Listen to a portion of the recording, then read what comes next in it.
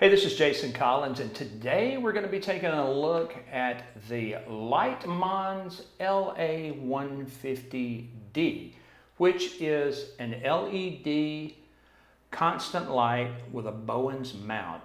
And I have a professional photography studio located in Calhoun City, Mississippi, and I am a big fan of using strobes, and the Bowens mount just makes this thing have the potential to be a really useful item in my studio because I have a plethora of light modifiers that are on the Bowens mount. So we're going to take a look at this, we're going to do a little unboxing, and then we're going to replace the lights that I currently use in my video studio with this one, and we'll try a couple different Bowens mounts and see which one we like best. So you guys stick around, we're about to get in. Alrighty, we have here the LiteMons 150D, which is actually advertised as a 190 watt LED constant light. So let's go ahead, I've not even looked at this, so you guys are gonna get a first look along with me, and we'll take a look and see what we've got here in the box. I know so many people like the unboxing, so we're going to do that. Obviously you get a snazzy little lens cleaning cloth. I purchased this from Each Shot's Amazon store. You got a manual, that's helpful. Let's see here, we've got a very heavy duty power cord. Let's see here, what else do we have here? Looks like we've got basically a standard diffusion sock. And it looks like about a 1/4 of a stop diffusion sock. And looks like we've got something that I've not seen before. And that is a yellow diffusion sock and a red diffusion sock, which is a little bit interesting. I can't remember having seen that before with anything that I've gotten, and I've purchased tons and tons of gear. Let's see what we've got here. I have no idea what we have here. This is oh, I know what this is. This is a handle, so if you wanted to hand hold, and I can't imagine a scenario where I would want to hand hold the light unit, but if you want to, you can use it for that. This actually might be pretty good to double up as something for your GoPro or a phone or something, but it's neat to have that. When it actually looks like it has a 1/4-20 mount in the bottom of it as well. So you might be able to use that for several different applications. Packaging, now we're getting down to the important stuff. Oh, dropped a couple things here. We actually also have a green and a blue colored diffusion sock. Let's see here.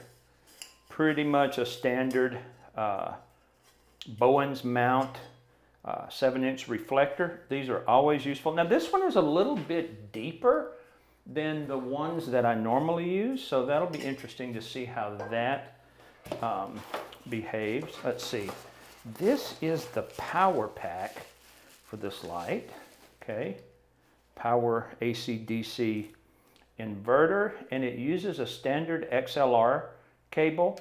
And I have seen some other videos online, and they have talked about being able to use your regular XLR cables to extend the distance between your power pack and your light if you needed to get it up in the air, or you know, some non-standard application. So here's the light right here, guys, and this is it, and it feels, I mean, it's made of plastic, but otherwise it feels just as good as any other thing I've got. I have several Neewer i6TEX battery powered strobes, and I would say that just based on fit, finish, look, and appeal, that this is going to be very similar to that. I do see a couple of things here that I like on this, and that is it has an umbrella slot here where you can put an umbrella in. I'm a big fan of using umbrellas. If you can keep something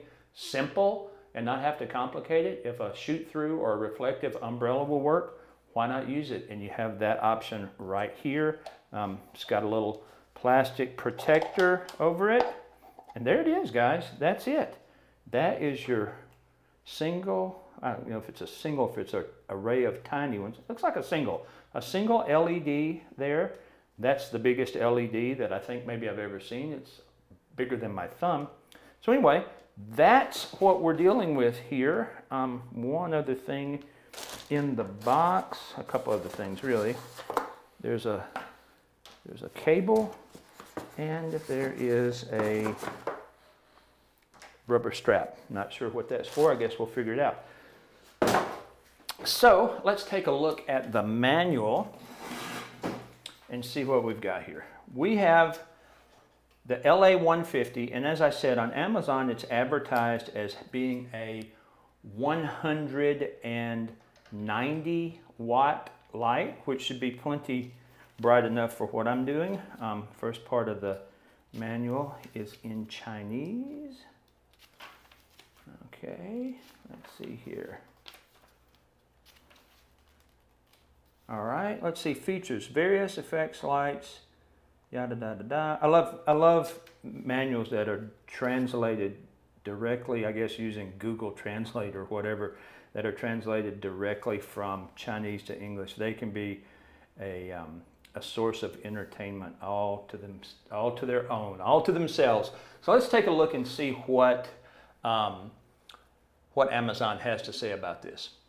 Godox LiteMons LA150D is a 190 watt LED video light, 84,800 lux at 1 meter, 5,600 K color temperature with a CRI of 96 plus, a TLCI of 97 plus, which is my understanding is the higher that number is, the better. So anything around 96 or 98 is going to be good for that. So I'm excited. I'm confident that this is going to be a good light. Also has a Bluetooth app that comes with it. Not sure what that is, but we'll take a look at that. Reliable color rendering with high CRI, 96 plus. So let's get this on my light stand and see how it compares to the other light that I was using. So what are my impressions on the LiteMons 150D?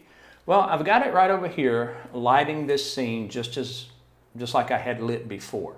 Now say this about it, I had to turn the power down from 100%, it's currently on 23% in order to get the same exposure that I was getting before. And before I was using one of the 18-inch Neewer, and I think that was rated at 150, maybe 160 watts. It's just the round compact fluorescent with the adjustment on it. I bought it several years ago and it worked great in here, but I really wonder now if it's actually 150 watts, and it may not be 150 watts. I may be wrong on that, but what I can tell you is this. The LiteMons at 23% is giving me the same exposure in here that I was getting with the other one. Now, one of the complaints that I saw online was that the fan motor on this light was very noisy. Now, I'm using a lav mic. I actually have this one, but I don't have it hooked up. I have a lav mic on, and so I'll let you be the judge. I'll just be completely quiet for a few seconds, and you tell me if you can hear the fan.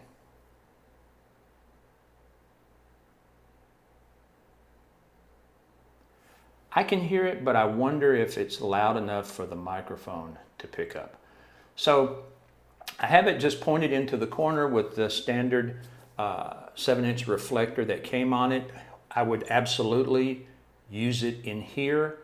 And I'm anxious to use it in some photography applications. And I might share a video with you guys with that in a couple of weeks. But just my initial impressions on it, it seems to be well built, okay? The accessories that come with it seem to be adequate. As I said, I've never used colored diffusion socks, but maybe we'll try that and see what we get. The power seems to be adequate for what I need, and the controls and stuff are very intuitive. It only has 5 if you count the power switch.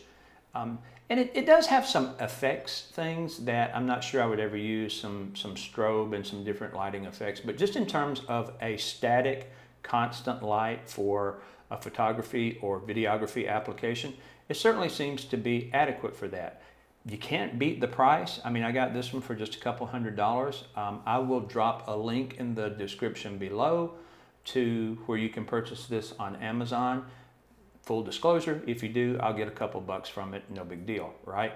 So I guess on the scale of would I buy it again versus would I not buy it again? Yeah, I think if I needed another one of these, and I may need another one of these depending on how it performs on the photography side of things, I certainly wouldn't have a problem purchasing another one for what I'm using this one for. So with that in mind, price, the fact that it does what I need for it to do, ease of operation, build quality and all that, I certainly give this a 5 out of 5 stars, and I would buy it again if I needed to. So thank you so much. You guys have a great day.